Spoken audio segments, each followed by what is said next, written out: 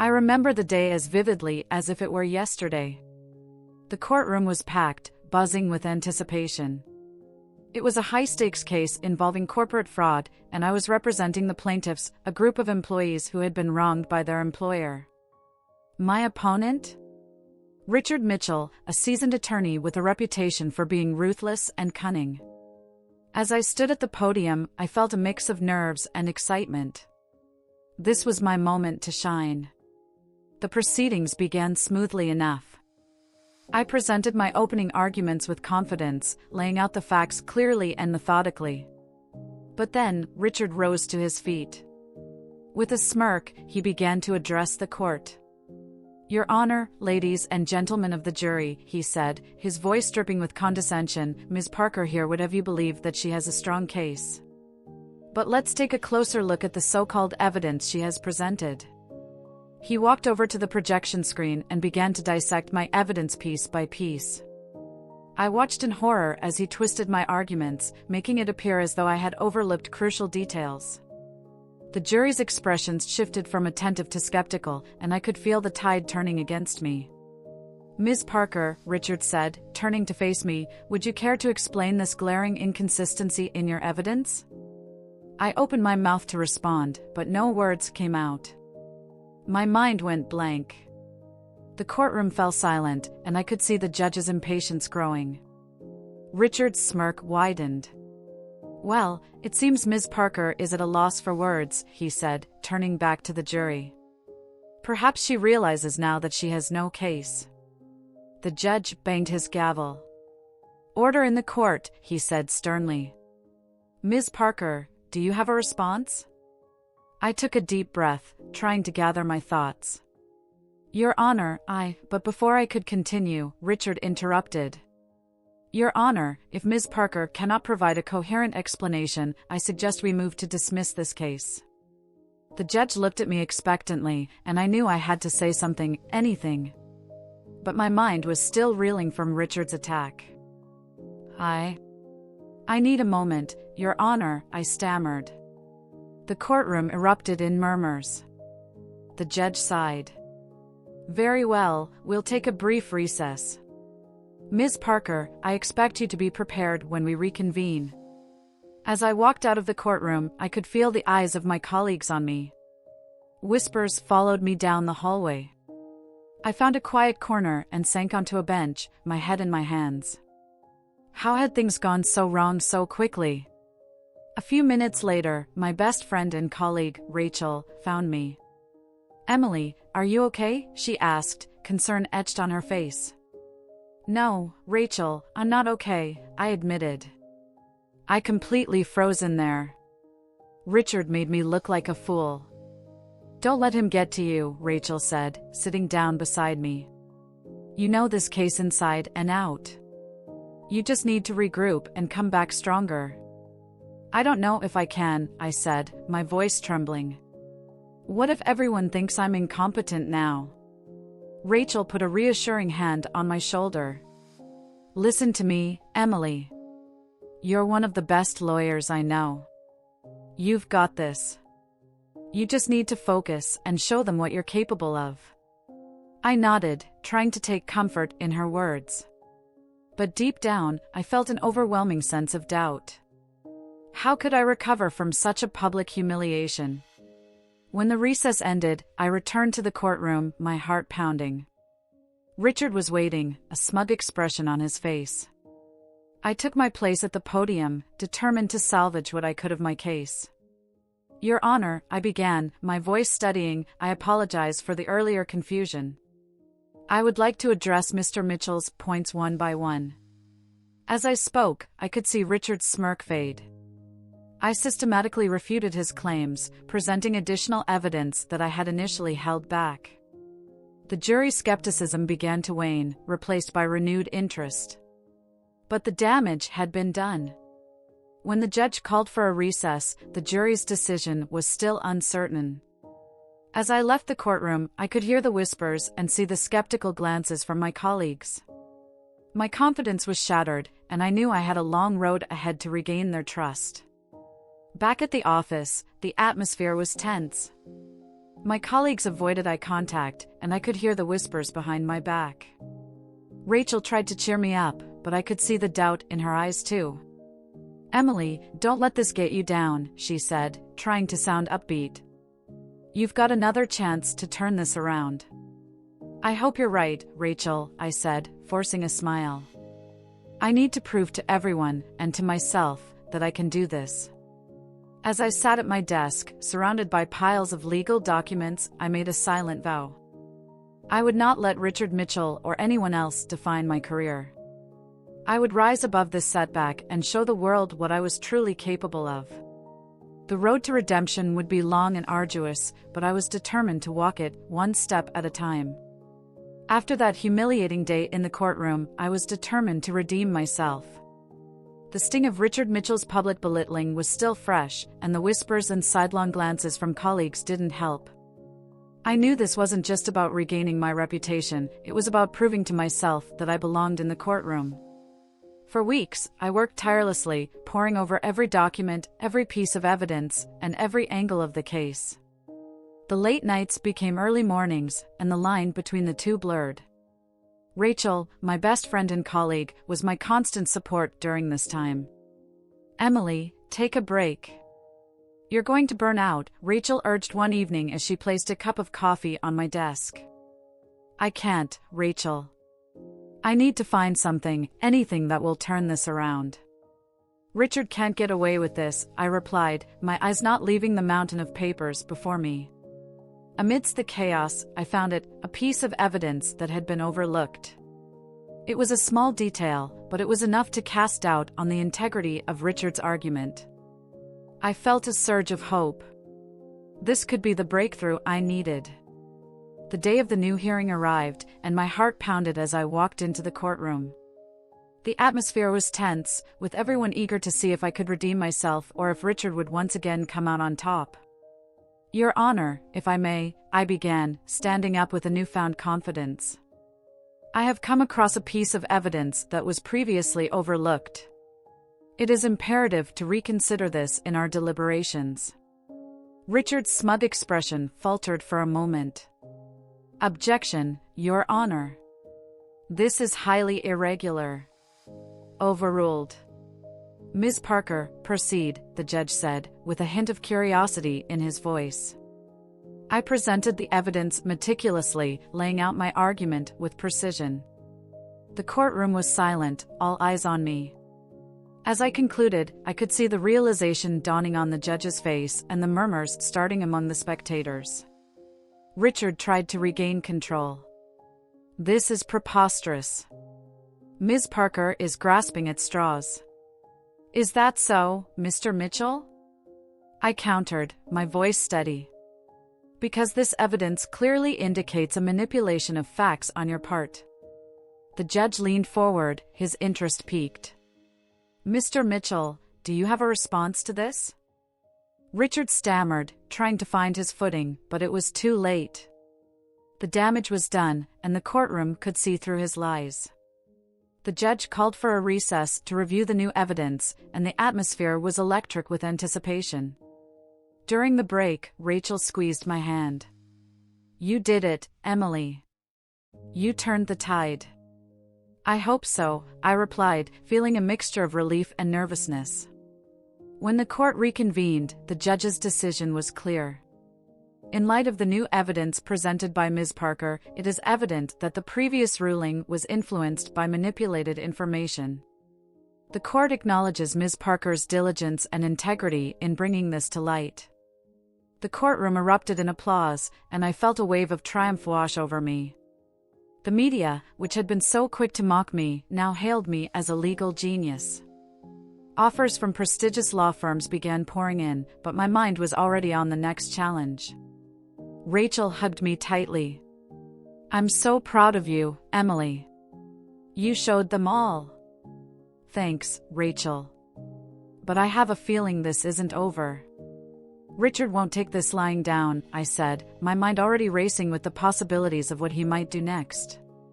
As if on cue, I received a message that made my blood run cold. Richard was planning a retaliation, and he wasn't going to play fair. But I was ready. I had faced public humiliation and come out stronger. Whatever Richard had in store, I would be prepared to face it head-on. This was just the beginning of my journey to the top of the legal world. And I was ready to fight for every inch of it. I could feel the tension in the air as I walked into the office. It was as if every pair of eyes was glued to me, judging me, questioning my integrity. The whispers, the sidelong glances, the sudden silences when I entered a room, all of it was suffocating. Richard Mitchell had launched a smear campaign against me, and it was taking its toll. Rumors were spreading like wildfire that I had manipulated evidence and bribed witnesses. My reputation was once again hanging by a thread. "Emily, you need to see this," Rachel said, her voice tinged with urgency as she handed me a stack of printouts. "They're saying you paid off key witnesses." I scanned the documents quickly, feeling a wave of nausea. This was worse than I had thought. Richard had friends in high places, and he was using them to orchestrate a full-scale attack on my character. I knew I needed to act fast. "We can't let him get away with this, Rachel," I said, my voice steely with determination. "We need to find something, anything, that ties him to this smear campaign." Rachel nodded, her eyes filled with resolve. "I'll start digging into his past cases. Maybe there's a pattern we can exploit." As the investigation escalated, I enlisted the help of Jake, a hacker with a reputation for uncovering buried secrets. He was initially hesitant, but once I explained the stakes, he was on board. "All right, Emily, but this won't be easy," Jake said, his fingers flying over his keyboard. "Richard is a smart guy. He'll have covered his tracks well. Just do your best, Jake. We can't let him ruin everything I've worked for." Days turned into nights, and nights blurred into days as we pored over documents, emails, and financial records. It was grueling work, but slowly, pieces of the puzzle began to fall into place. We found evidence of Richard's connections to corrupt judges and politicians.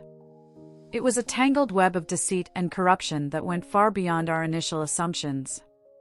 One evening, Rachel burst into my office, her face flushed with excitement. "Emily, you need to see this," she said, handing me a file. "It's a list of payments made to various officials. Richard's name is all over it." I stared at the documents in disbelief. This was it. This was the smoking gun we needed to bring him down. "Good work, Rachel," I said, feeling a glimmer of hope. "Let's compile everything and prepare for the next step." As we gathered the evidence, I couldn't help but feel a sense of vindication. Richard had tried to destroy me, but in doing so, he'd exposed his own vulnerabilities. We had him cornered, and now it was time to strike. The day of the investigation hearing arrived. I walked into the room, my heart pounding but my resolve firm. I was ready to clear my name and bring Richard to justice. The panel of investigators looked stern, their expressions unreadable. Richard sat across from me, a smug smile playing on his lips. He thought he had me right where he wanted me. "Ms. Parker, you have been accused of manipulating evidence and bribing witnesses. Do you have anything to say in your defense?" one of the investigators asked. I stood up, my hands trembling slightly as I held up the stack of evidence we had gathered. "I have proof that these accusations are not only false, but part of a larger scheme orchestrated by Mr. Richard Mitchell," I said, my voice steady. Gasps filled the room as I laid out the evidence, piece by piece. Emails, financial records, recorded conversations, it was all there, irrefutable and damning. Richard's smug smile vanished, replaced by a look of sheer panic. He stood up abruptly, his face turning red. "This is preposterous. She's lying." "Sit down, Mr. Mitchell," one of the investigators said sternly. "We will review this evidence thoroughly." As the hearing continued, it became clear that Richard was out of options. The more we revealed, the more desperate he became. By the end of the session, the investigators were visibly shaken.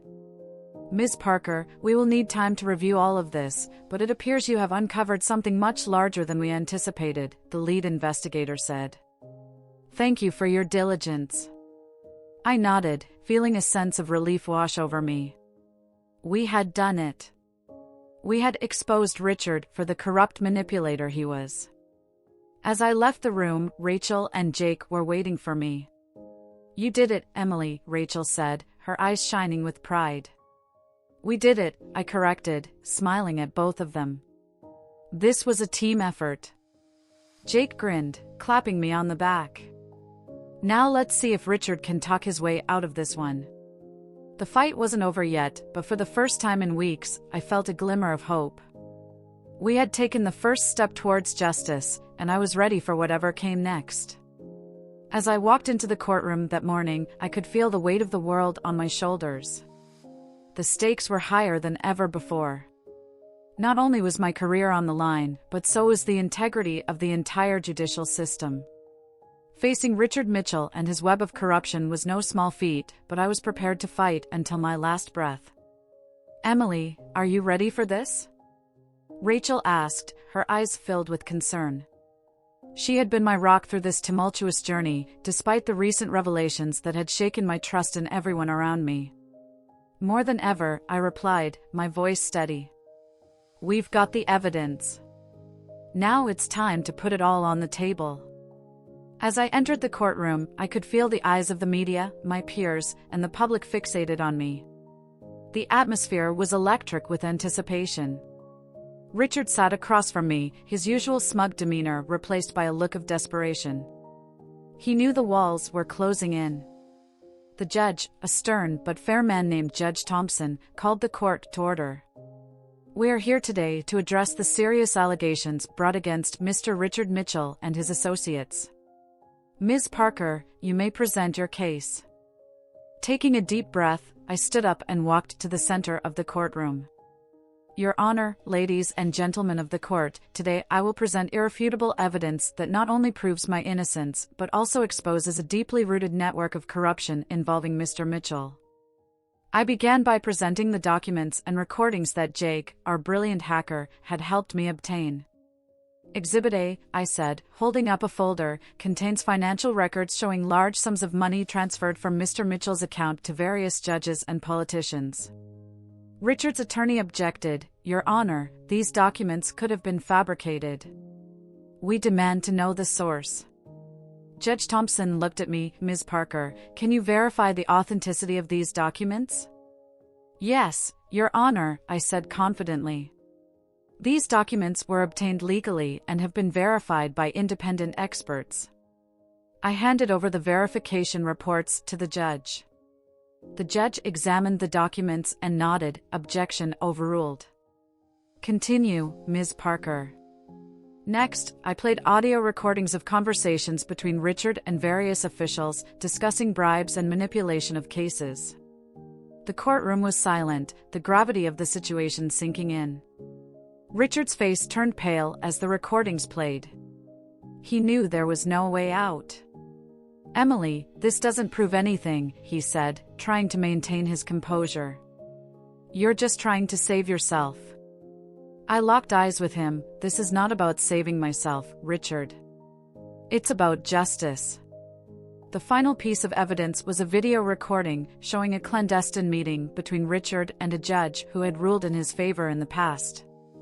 The video was damning, leaving no room for doubt. Judge Thompson leaned forward, his expression severe. Mr. Mitchell, do you have anything to say in your defense? Richard stood up, his voice shaking. Your Honor, this is a witch hunt. None of this evidence proves that I committed any crime. I stepped forward. Your Honor, the evidence speaks for itself. Richard Mitchell has manipulated the system for his gain, compromising the very foundation of our legal system. The judge nodded. I've seen enough. The evidence presented is overwhelming. Mr. Mitchell, you are hereby placed under arrest for corruption, bribery, and obstruction of justice. The courtroom erupted in applause. I felt a wave of relief wash over me, but I knew there was still one more battle to fight. As Richard was led away in handcuffs, I turned to Rachel. Thank you for standing by me, I said, tears welling up in my eyes. Rachel smiled. I knew you could do it, Emily. You're the best lawyer I've ever known. As we walked out of the courtroom, the crowd outside cheered. My phone buzzed with a call from one of the most prestigious law firms in the country, offering me a position as a partner. I looked at Rachel. We did it. She nodded. Yes, we did. And this is just the beginning. I knew that my journey was far from over, but for the first time in a long while, I felt a sense of triumph and hope. I had faced the darkness and emerged stronger, ready to take on whatever challenges lay ahead. When I walked into the courtroom that fateful morning, I had no idea that the person I trusted most, my best friend Rachel, had been conspiring against me all along. The weight of betrayal sat heavily on my shoulders, but I knew I had to stay focused. This was the moment that would either make or break my career for good. The courtroom was packed, buzzing with anticipation. Reporters lined the back wall, their cameras ready to capture every second of what promised to be a groundbreaking day in legal history. I took a deep breath, my eyes scanning the room until they landed on Rachel, who sat beside Richard Mitchell. The look of confidence on her face made my stomach churn, but I forced myself to remain composed. As the judge called the court to order, I stood up and began my opening statement. Your Honor, ladies and gentlemen of the jury, today I present to you not just a case of corruption, but a tale of betrayal and deceit that reaches into the very fabric of our legal system. The evidence I will show you today will not only exonerate me but also expose the true villains in this courtroom. Richard smirked, leaning back in his chair, but I could see the flicker of worry in his eyes. He knew I had something big, something he couldn't easily dismiss. I turned to Jake, who was seated at the tech table, ready to project our findings. Jake, could you please play Exhibit A? I requested. The screen lit up with a recorded conversation between Rachel and Richard, discussing how they had planted false evidence to frame me. Gasps filled the courtroom as their voices echoed through the room. Emily will never see this coming, Rachel's voice said. By the time she realizes what's happening, it'll be too late. I glanced at Rachel, whose face had turned ashen. She tried to maintain her composure, but the cracks were beginning to show. I continued, Your Honor, what you just heard is a clear demonstration of the lengths these individuals were willing to go to tarnish my reputation and protect their corrupt activities. But there's more. Jake projected a series of documents that detailed financial transactions between Richard, Rachel, and several judges and politicians. The paper trail was undeniable. These documents, I said, show the extensive network of corruption that Richard Mitchell and Rachel were part of. They manipulated our justice system for their gain, and today, they must be held accountable. The judge's expression grew stern as he reviewed the evidence. Ms. Parker, this is indeed compelling evidence. Do you have anything further to present? Yes, Your Honor, I replied. I have one final piece of evidence that will leave no doubt about Rachel's betrayal and Richard's corruption. Jake played the last recording, a video of Rachel admitting to planting the false evidence in my office. Her voice was shaky, almost regretful, as she confessed to her crimes. I did it because Richard promised me a promotion and a significant sum of money, Rachel's recorded voice said. I never meant for it to go this far. The courtroom was silent, the weight of the evidence sinking in. The judge turned to Richard and Rachel, his eyes cold. Mr. Mitchell, Ms. Rachel, do you have anything to say in your defense? Richard, usually so confident, was at a loss for words. Rachel's eyes filled with tears as she stammered, Your Honor, I was manipulated. But it was too late. The judge banged his gavel. This court finds both Richard Mitchell and Rachel guilty of corruption, manipulation, and conspiracy. I order your immediate arrest. As the bailiffs moved to handcuff them, I felt a wave of relief wash over me. The nightmare was finally over. Richard and Rachel were led away, their expressions a mix of anger and defeat. The courtroom erupted in applause, and I was surrounded by my colleagues and well-wishers. My phone buzzed in my pocket, and I pulled it out to see a call from one of the most prestigious law firms in the country. Emily Parker speaking, I answered. Ms. Parker, this is Jonathan Hayes from Hayes and Associates. We've been following your case closely, and we'd be honored if you would consider joining our firm as a partner. A smile spread across my face as I replied, "Thank you, Mr. Hayes. I would be delighted to discuss this opportunity further." As I stepped out of the courtroom, the applause still ringing in my ears, I knew that this was just the beginning. My journey had been fraught with challenges, but I had emerged stronger, ready to take on whatever came next. I had reclaimed my honor and solidified my place in the world of law. The future was mine, and I intended to make the most of it.